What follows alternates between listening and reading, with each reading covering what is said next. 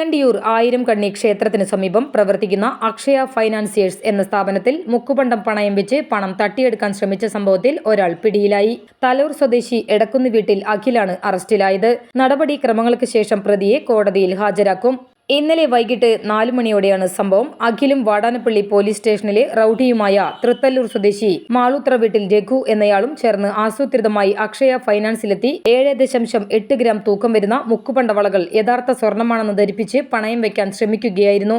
ഈ പണ്ടം കാണിച്ച് സ്ഥാപനത്തിൽ നിന്നും 76,000 രൂപ തട്ടിയെടുക്കാനായിരുന്നു ഇവരുടെ ശ്രമം. സ്ഥാപനത്തിന്റെ പാർട്ണറും ഗോൾഡ് അപ്രൈസറുമായ ഏങ്ങണ്ടിയൂർ വില്ലേജ് അഞ്ചാങ്കല്ല് സ്വദേശി മാട്ടുമൽ വീട്ടിൽ സത്യകാമൻ എന്നയാൾ ആഭരണങ്ങൾ പരിശോധിച്ചപ്പോൾ സംശയം തോന്നുകയും ഇത് മുക്കുപണ്ടമാണെന്ന് ഉറപ്പിച്ചു പറയുകയും ചെയ്തു. ഇതോടെ ഒന്നാം പ്രതിയായ രഘു സ്ഥാപനത്തിൽ നിന്നും ഇറങ്ങിയോടി രക്ഷപ്പെടുകയായിരുന്നു. എന്നാൽ രണ്ടാം പ്രതിയായ അഖിലിനെ ഫിനാൻസ് ഉടമയും ജീവനക്കാരും ചേർന്ന് തടഞ്ഞുവെക്കുകയും ഉടൻ തന്നെ പോലീസിൽ വിവരം അറിയിക്കുകയുമായിരുന്നു. രഘുവിനെ പിടികൂടുന്നതിനായി ഊർജിതമായ അന്വേഷണം നടന്നുവരികയാണ്. അഖിൽ നെടുപുഴ ഒല്ലൂർ പോലീസ് സ്റ്റേഷൻ പരിധികളിലായി മദ്യലഹരിയിൽ മനുഷ്യജീവനെ അപകടം വരുത്തക്ക വിധം വാഹനമോടിച്ച കേസിലും ലഹരിക്കടിമപ്പെട്ട് പൊതുജനങ്ങളെ ശല്യം ചെയ്ത കേസിലും മനുഷ്യജീവനെ അപകടം വരുത്തുന്ന പ്രവൃത്തി ചെയ്ത 3 കേസുകളിലുമടക്കം 5 ക്രിമിനൽ കേസുകളിൽ പ്രതിയാണ്.